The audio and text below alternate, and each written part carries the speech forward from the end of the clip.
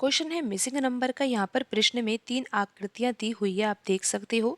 यहाँ पर हमें पता लगाना है कि जो तीसरी आकृति है, तीसरी आकृति में प्रश्न चिन्ह के स्थान पर कौन सी संख्या आएगी। तो आइए सबसे पहले हम यहाँ पर पैटर्न को समझते हैं। पहली आकृति है, पहली आकृति में जो संख्याएं लिखी हुई है वो कौन कौन सी है।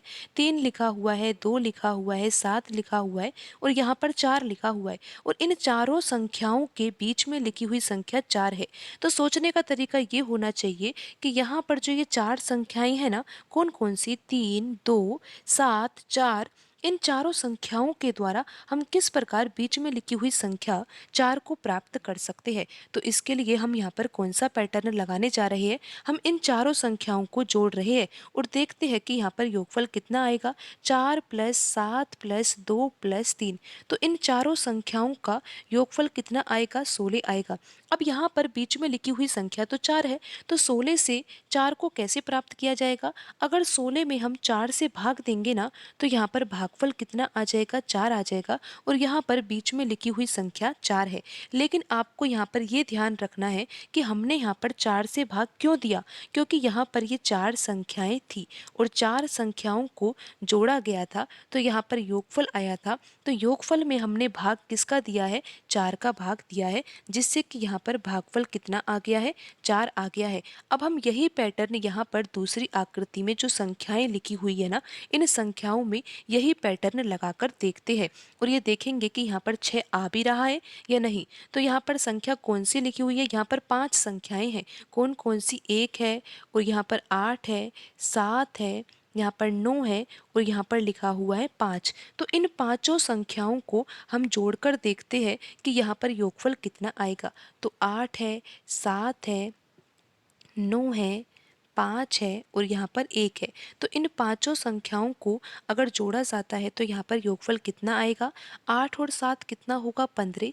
15 में 9 जोड़ेंगे तो कितना आ जाएगा, 24। 24 और 5 29 और 29 में 1 जोड़ा जाएगा तो कितना आ जाएगा, 30 आ जाएगा। अब हमें यहाँ पर 30 में किस संख्या से भाग देना है।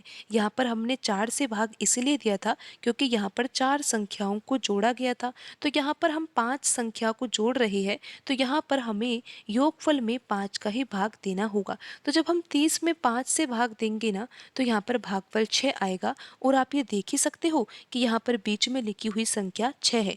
तो अब हमें पता लगाना है कि तीसरी आकृति में यहाँ पर बीच में लिखी हुई संख्या क्या होगी। तो हमें क्या करना होगा, इन सभी संख्याओं को, यहाँ पर कितनी संख्या लिखी हुई है, ये 6 संख्याएं लिखी हुई है। 9 है, 8 है, 1 है, 6 है, 2 है, 4 है।